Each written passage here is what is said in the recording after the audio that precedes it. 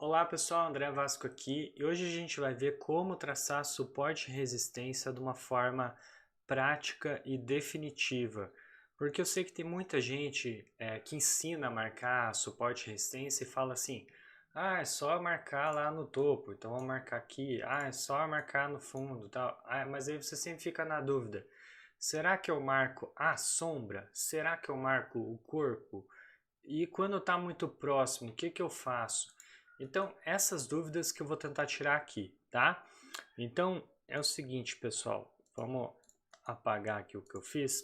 Eu estou pegando aqui uma plataforma que é a MetaTrader, mas isso serve para qualquer coisa. Se você está na criptomoeda, se você está fazendo Forex, opção binária, é, se você opera no mini índice, mini dólar, Bovespa em geral, então vai ser da mesma forma, tá? Eu só estou pegando essa plataforma aqui que estava mais fácil para mim e ela é boa de marcar esse suporte e resistência.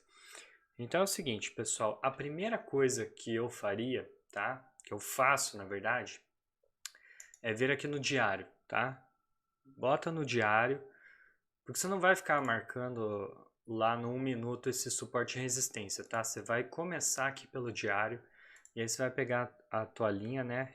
Na minha ferramenta é aqui a linha, na sua, aí você tem que dar uma olhadinha, pode ser diferente, mas a ideia é que forma aqui essa linha horizontal. E como que eu colocaria, né? Então, será que eu coloco no corpo ou será que eu boto na sombra? Pessoal, a primeira coisa que a gente tem que saber é que suporte e resistência não é exatamente uma linha, é uma região. E essa região é a região onde o preço muda de direção. Ele estava caindo e naquela região a força mudou e ele começou a subir. Então é essa ideia que você tem que ter em mente quando você for marcar teu suporte e tua resistência. É uma região onde o jogo virou. Então, pessoal, eu faria o seguinte, como que eu faria? Eu marcaria essa linha aqui no corpo, tá? No corpo, mas eu marcaria uma outra linha aqui na sombra. Por que que eu faria isso? Tá? Especialmente quando a sombra, quando o pavio, assim, ele tá um pouquinho grandinho, assim, dá para considerar o pavio. Quando é um pavio curto igual esse aqui, ó, aí eu nem me preocupo muito, aí eu marco só aqui mesmo, tá? Mas quando é como que você sabe se o pavio tá grande ou não? Pessoal, ele tá quase do tamanho do candle. Tá quase do tamanho dos outros candles. Então ele é um pavio considerável, tá? É assim que eu entendo. Aí, por que eu faço essas duas marcações aqui então? É pelo seguinte, pessoal, se eu vou operar rompimento, por exemplo, eu vou querer saber se ele vai respeitar esse suporte ou se vai cair mais, né? Então, o que que eu tenho que pensar? Se você marca, vamos excluir essa linha aqui, vamos deixar só essa aqui. O que que acontece? Se você fala assim, bom, então vou operar rompimento, o que que eu vou esperar? Eu vou esperar que esse candle feche abaixo desse suporte para eu saber que rompeu, né? Acho que eu não tenho nenhuma ferramenta de quadrado aqui, né? Queria ter uma ferramenta de quadrado, mas acho que eu não tenho aqui. Eu queria fazer um candle aqui só para vocês entenderem. Mas imagina um candle aqui embaixo. Aí fechou abaixo. O que que você vai pensar? Ah, rompeu esse suporte, então vai cair, eu vou entrar vendido. E aí você vai se lascar por causa disso aqui, ó. Porque na verdade é uma região, como eu falei. Então você tem que saber, o candle pode fechar abaixo, ele pode encostar nessa outra linha, não significa que rompeu. Só significa que rompeu se ele fechar abaixo dessa outra linha aqui, fechar consideravelmente abaixo dessa linha. Então é por isso que eu marco a região, tá? Mas então por que que eu não faço o seguinte? Então eu não marcaria essa outra linha aqui. Agora não estou conseguindo excluir, agora sim. Então por que que eu não deixo só assim? É pelo seguinte, pessoal, pode ser que o preço, quando ele está, por exemplo, eu, eu quero comprar, né? Eu quero apostar em uma alta, então o preço está caindo, está caindo. A hora que ele chegar próximo desse suporte, se ele me der um sinal de compra, né? Por exemplo, um candle de força ou um martelo, alguma coisa assim, pode ser o momento de eu entrar. Então, o que que acontece? Esse martelo, esse candle force, pode ser que não venha até aqui embaixo nessa linha. Pode ser que ele já surja nessa linha do início do candle, tá? Então pode ser que o martelo ele apareça aqui. Então se eu tivesse só a linha de baixo, eu não ia perceber que era um sinal de compra, porque eu ia achar, ah não, mas tem mais espaço para cair, tá? Então é por isso que eu marco as linhas dessa forma. Aí, pessoal, então vamos lá. Estamos marcando no diário aqui, então eu marquei esse fundo. A gente vai ter que marcar fundo e topo relevante, tá? Então, por exemplo, eu estou vendo que um topo bem relevante é esse aqui. Olha só, esse pavio ele está muito próximo, então eu marcaria mais ou menos aqui. Esse aqui eu não precisa marcar duas linhas. Se você quiser ser perfeccionista, você pode marcar duas aqui, não tem problema, tá? Aí aqui tem um outro fundo, né? Nessa região aqui, ó, tem um outro fundo. Se você quiser realmente marcar duas para você saber que é uma região, você pode marcar aqui. E aí você vê que começa a ter coincidência do outro lado, né? Olha só, foi exatamente onde essa subida aqui, ó, e ela reverteu um pouco, tá? E aí você começa a saber que você está marcando a linha certa. Você está marcando a linha certa. Que mais? Bom, aqui no meio eu poderia marcar.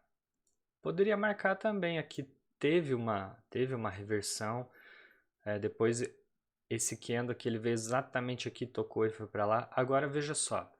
Já recebi dúvida de pessoas das redes sociais me perguntando assim: ah, mas então é cada toque do candle significa que formou uma linha? Então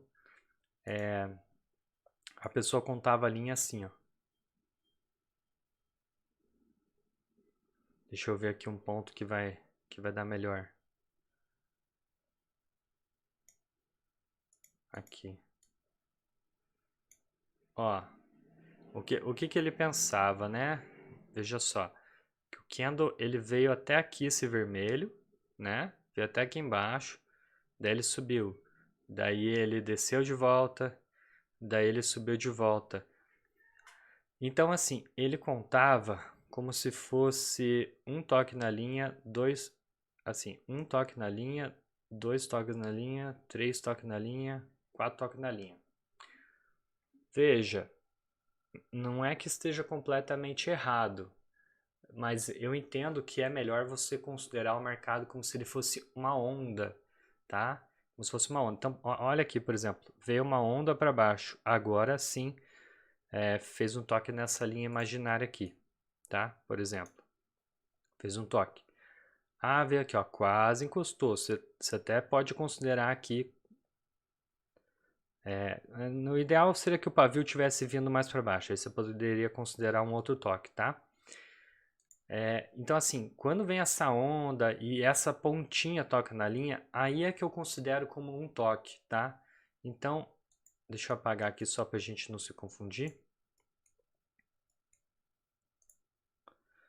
Então, assim, eu não considero aqui quando ele está na mesma região, ele não formou nenhuma onda ainda, eu não fico considerando como toques.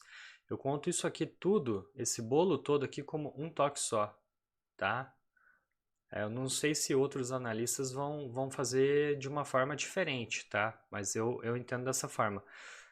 Se você for pensar, né, existe a teoria das ondas de Elliott, que fala justamente que o mercado se move em ondas. Então faz todo sentido a gente pensar em ondas na hora que a gente está fazendo a nossa análise, tá? Bom, essa aqui foi só um exemplo dessa linha, né? Vamos terminar de marcar aqui. Só para vocês verem da forma completa. Então, eu marquei aqui esse topo, eu marquei esse fundo. Aqui nessa região, a gente viu que ele fez uma curva aqui e do outro lado também tinha torque, então é uma linha que a gente tem que considerar. Agora vamos ver aqui nesse meio aqui, eu creio que não tem mais nada a ser marcado. Vamos ver se nesse meio aqui tem alguma coisa a ser marcado. Aqui, ó, veja só, ele fez, voltou. Aqui seria uma região que você poderia considerar. Embora eu não sei se tem alguma forma de você fazer aí na sua plataforma, mas se você quiser marcar uma linha mais fina, uma linha de outra cor, pra você saber assim que não é uma linha muito forte. Por quê? Porque ela só tem um toque aqui, e ela no meio do movimento não fez realmente uma região, tá? Então eu marcaria como uma linha mais fina para você saber que não vai ser aquela linha com força. Qual que vai ser uma linha com força? Essa região aqui, ó, pessoal, porque essa aqui tocou várias vezes. E aí você vai ficar na dúvida, eu marco aqui ou eu marco aqui? Eu procuro fazer a linha que pegue mais toques, mais candles, tá? Então eu marcaria essa linha mais para baixo aqui. Mas você pode fazer aquele jeito que eu falei para vocês, ó, você faz uma região. E aí você sabe que quando o preço estiver caindo, nessa região aqui, ele tende a fazer uma reversão. Agora uma outra coisa, pessoal, tem muita gente que opera só assim, ó. Ah, vai tocar na linha, eu vou entrar vendido, tá? É uma possibilidade, mas o que que eu recomendo, o que que eu acho mais forte que isso? Eu recomendo que você espere na tua linha, você espere um sinal, tá? Então, é que aqui o gráfico diário talvez não teria tantos sinais, porque ele é um gráfico que os movimentos são muito grandes, né? Então eu marco aqui no diário, aí depois eu venho para uma hora, vejo se tem mais alguma linha, tá? Por exemplo, aqui eu consigo identificar mais uma linha que eu não tinha visto antes, aqui ó, essa aqui ó. Tá, por quê? Porque o movimento estava caindo e aqui ele deu uma leve alta e aí voltou a cair. E quando ele caiu, veja só, ele voltou a testar essa linha, que agora virou resistência e aí caiu de volta. Então, para mim tá claro aqui que é uma linha. Inclusive começa a coincidência, não a coincidência aqui, foi bem nessa região que ele estava subindo e caiu um pouquinho. Então, aí você já vê algumas outras regiões. Pessoal, e não precisa marcar desde o início do ativo, desde que a bolsa foi inventada, tá? Não precisa. Você marca ali do último dia, aonde você consegue ver que se o preço está por aqui, você vai procurar, tem uma linha aqui para baixo? A linha aqui para baixo é essa aqui. Então beleza. Se o ativo começar a se movimentar muito para baixo, aí você pode sair do teu zoom, né, e procurar uma linha anterior. Mas para operar, faz dessa forma aqui que eu tô te falando, que acho que já deve ser o suficiente. Aí você vai reduzindo. Vou para M15. E agora? Bom, tem essa linha aqui. Agora eu tô vendo que tem um outro topo aqui, né? Deixa eu ver se aqui dá para fazer uma linha.